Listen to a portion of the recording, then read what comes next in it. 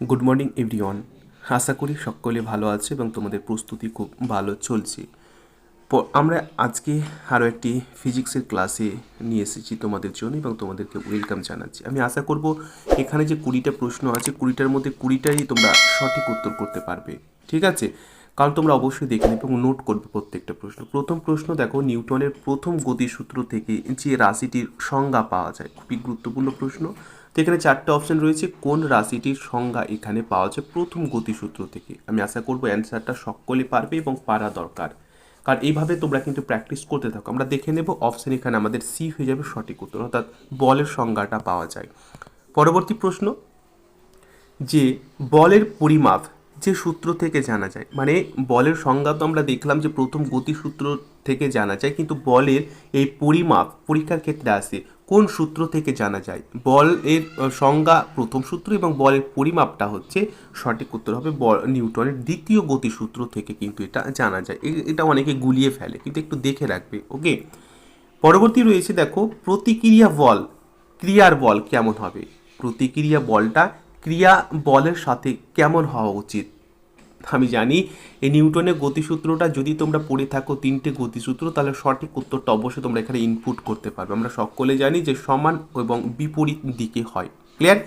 Next আমরা দেখে নেব রকেটের যে কার্যনীতি সেটা কিসের উপর ভিত্তি করে হয়, বা কোন সূত্রকে অবলম্বন করে রকেটের যে কার্যনীতিটি সম্পূর্ণভাবে। আমি আশা করব অ্যান্সারটা সকলে পারবে। ওকে, হয়ে গেছে? দেখে নাও, এখানে সঠিক উত্তর হবে নিউটনের তৃতীয় গতিসূত্র। এটা রকেটের কার্যনীতিকে ভিত্তি করেই কিন্তু চলে, যার ক্রিয়া এবং প্রতিক্রিয়া দুটোই আছে। এটা আমরা পড়েছিলাম, এগুলো অবশ্যই ভালো করে তোমাদেরকে মনে রাখতে হবে, ঠিক আছে? এবারে আমরা পরবর্তী প্রশ্নে চলে আসবো এবং পরবর্তী প্রশ্ন দেখো এখানে কি বলা হচ্ছে, ভালো করে ফলো করো। যে সমবেগে গতিশীল বস্তুর ওপর কেমন হবে?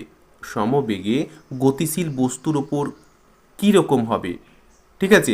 এখানে লব্ধি বল ক্রিয়া করে না লব্ধি বল শূন্য হয়, সমতরণ ক্রিয়া করে না অসমতরণ ক্রিয়া করে? সঠিক উত্তর কি হবে? সঠিক উত্তর হয়ে যাবে অপশন ভি, অর্থাৎ লব্ধি বল প্রায় শূন্য হয়। ওকে, চলো আমরা পরবর্তী প্রশ্ন এক এক করে আমরা প্রত্যেকটা প্রশ্নের সঠিক উত্তর, এবং এই প্রশ্নগুলো অবশ্যই তোমরা কিন্তু ভালো করে নোট করে রাখবে, কারণ হচ্ছে প্রশ্নগুলো পরীক্ষার ক্ষেত্রে অবশ্যই তোমাদের থাকবে, ঠিক আছে? ভালো করে দেখে রাখো। চলো আমরা পরবর্তী প্রশ্নে চলে যাব। পরবর্তী প্রশ্ন এখানে দেখো বলা হচ্ছে তোমাদের যে একটি বস্তুর যে গতির পরিমাপ বোঝা যায় যে রাশি, তা হলো কি? একটা বস্তুর যে পরিমাপ সঠিকভাবে বুঝতে হলে কোন রাশিটি এটি সঠিক উত্তর হবে? আমরা জানি এর সঠিক যে উত্তরটা হয়ে যাবে সেটা হচ্ছে অবশ্যই অপশন ডি, অর্থাৎ ভরবেগ। পরবর্তী প্রশ্ন, যে কোনটি একটি ক্ষেত্র বল? তোমাদের সঠিক উত্তর কি হবে দেখে নাও। কোশ্চেন নাম্বার 7, কোনটি একটি ক্ষেত্র বল? সঠিক যে উত্তরটা হয়ে যাবে সেটা হচ্ছে অবশ্যই মহাকর্ষ। আমরা সঠিক অ্যান্সার করব। আশা করি সকলে উত্তরগুলো দিতে পারছো। পরবর্তী প্রশ্ন দেখো, রকেটের গতি যে সংরক্ষণ নীতির উপর ভিত্তি করে প্রতিষ্ঠিত হয়, সেটা তোমাদের সকলকে বলতে হবে যে রকেটের নীতিটি কোন সংরক্ষণ নীতির উপর ভিত্তি করে প্রতিষ্ঠিত হয়। আমরা জানি এর সঠিক উত্তরটা হবে রৈখিক ভরবেগ, এর উপর ভিত্তি করে প্রতিষ্ঠিত হয়। পরবর্তী প্রশ্ন এবং প্রশ্ন নাম্বার 9, যা প্রবাহিত হতে পারে তাকে কি বলে? যা প্রবাহিত অবিরাম বেগে হয় তাকে আমরা কি বলবো, ঠিক আছে? তো এখানে সঠিক উত্তর হবে অপশন ডি, অর্থাৎ সেটাকে অবশ্যই আমরা প্রবাহী বলি। নেক্সট কোশ্চেন, ঘাত হলো এক প্রকার কি? বলো। ঘাত তোমরা সকলে পরিচিত এই ওয়ার্ডটার সঙ্গে। ঘাত হলো এক প্রকার কি? তোমাদের বলতে হবে এর সঠিক উত্তরটা কি হবে। এখানে সঠিক উত্তর হয়ে যাবে অপশন বি, অর্থাৎ ঘাত হলো এক প্রকার বল।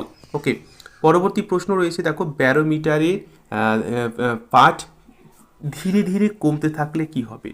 ব্যারোমিটার আমরা জানি, ব্যারোমিটারের মাধ্যমে কি হয়? ব্যারোমিটারের মাধ্যমে বায়ুর যে চাপ সেটাকে পরিমাপ করা হয়। তো সেটা ধীরে ধীরে যদি কমতে থাকে তাহলে কোনটা ইন্ডিকেট করবে? এখানে দেখেছো। তো এখানে সঠিক উত্তর হবে কি? দেখো সঠিক উত্তর হয়ে যাবে অপশন ভি, অর্থাৎ বৃষ্টি হবে। আবহাওয়া দপ্তরে এরকম ব্যারোমিটার লাগানো থাকে এবং সেটা পাঠ যদি ধীরে ধীরে কমতে থাকে তাহলে সেখানে ঝড় হবে বা বৃষ্টি হবে, এরকম কিন্তু আশঙ্কা করা যায়। ওকে, পরবর্তী প্রশ্ন দেখো, যে ব্যারোমিটারের পাঠ দ্রুত কমে গেলে এবারে ব্যারোমিটারের পাত যদি ধীরে ধীরে কমে তাহলে আমরা সকলে জানি কি হবে, আমরা এখানে সকলে দেখলাম যে ব্যারোমিটার পাত ধীরে ধীরে যদি কমে তাহলে সেখানে বৃষ্টি হবে, কিন্তু ব্যারোমিটারের পাত হঠাৎ দ্রুত যদি কমে যায়, হঠাৎ দ্রুত কমে গেল, তাহলে সেখানে কি হবে, আমরা সঠিক উত্তর করব সেখানে অবশ্যই ঝড় আসবে, এরকম আশঙ্কা কিন্তু ইন্ডিকেট করা হয়। ওকে, নেক্সট কোশ্চেন হচ্ছে দেখো যে নির্দিষ্ট গভীরতায় তরলের চাপ, নির্দিষ্ট একটা গভীরতায় তরলের চাপ কার উপর নির্ভর করে বলো, নির্দিষ্ট গভীরতায় তরলের চাপ কার উপর নির্ভর করে, না তো সঠিক উত্তর হবে ঘনত্বের উপর সম্পূর্ণভাবে এটা নির্ভর করে।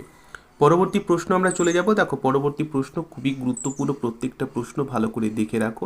এখানে বলা হচ্ছে সাইফনের ক্রিয়াশীলতা, সাইফনের যে ক্রিয়াশীলতা সেটা কিসের উপর নির্ভর করে, ঠিক আছে। তো এখানে সঠিক উত্তর হয়ে যাবে অপশন এ, অর্থাৎ সেটা চাপের পার্থক্যের উপর সম্পূর্ণভাবে নির্ভর করে। পরবর্তী প্রশ্ন এবং প্রশ্ন নাম্বার হচ্ছে তোমাদের 15। এখানে 20টা আমি প্রশ্ন রেখেছি, মোস্ট ইম্পর্টেন্ট প্রত্যেকটা প্রশ্ন।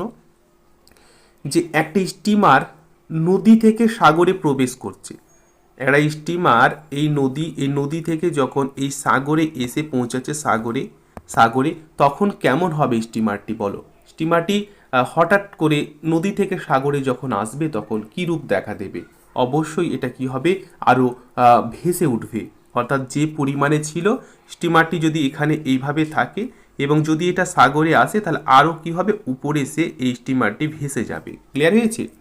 নেক্সট আমরা চলে যাব কোশ্চেন নাম্বার 16 এবং 16-এ বলছে দেখো পারদের সমুদ্র লোহার দ্বন্দ্ব সর্বদা কেমন থাকবে, পারদের সমুদ্রে লোহার দ্বন্দ্ব সর্বদা কেমন থাকবে বলো, বলো প্রত্যেকটা উত্তরগুলো অবশ্যই তোমরা করার চেষ্টা করবে। আমরা অবশ্যই জানবো যে এখানে অবশ্যই লোহার দ্বন্দ্বটা কী হবে, ভাসবে।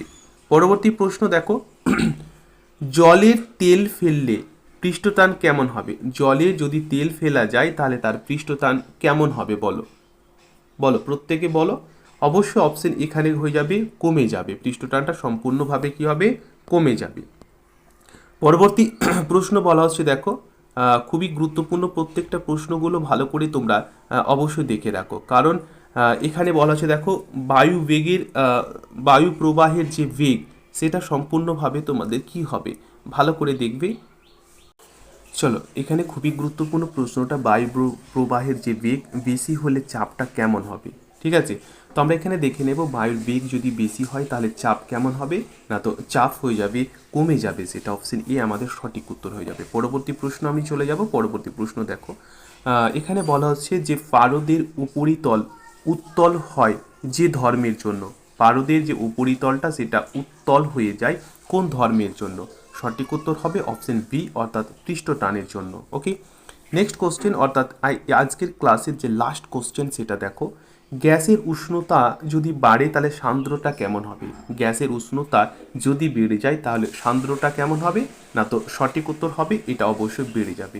তো তোমরা আমাকে বলো যে 20টা প্রশ্ন আমি তোমাদের জন্য করালাম, 20টার মধ্যে কে কটার সঠিক উত্তর পেরেছো অবশ্যই কমেন্টে তোমরা কমেন্ট করবে। এবং এই যে 20টা প্রশ্ন তোমাদের জন্য আমি প্রেজেন্ট করলাম সেগুলো খুবই গুরুত্বপূর্ণ। আরেকটা তোমরা খেয়াল রাখবে যে ডেলি কিন্তু আমি তোমাদের জন্য ডেলি বৈকাল 4টার সময় আমি তোমাদের লাইভে আসি বিভিন্ন ক্লাস নিয়ে, ক্লাসগুলো অবশ্যই দেখবে। তো আজকের ক্লাসের জন্য এটুকু, একটা লাইক করো পরবর্তী আপডেটের জন্য, যাতে রেগুলার বেসিস আমি তোমাদের ফিজিক্স, কেমিস্ট্রি, বায়োলজি প্রত্যেকটা সাবজেক্ট, ইংলিশ, রিজনিং, ম্যাথ, ঠিক আছে, জিকে প্রত্যেকটা সাবজেক্ট আমি তোমাদের সম্পূর্ণ ফ্রিতে যাতে ক্লাস প্রেজেন্ট করতে পারি, এর জন্য একটা লাইক করো এবং অবশ্যই যত লাইক করবে তত বেশি আমি তোমাদের ক্লাস প্রেজেন্ট করবো। থ্যাংক ইউ, প্রত্যেকে ভালো থাকবে, নিজের প্রতি খেয়াল রাখবে, অল দ্য বেস্ট।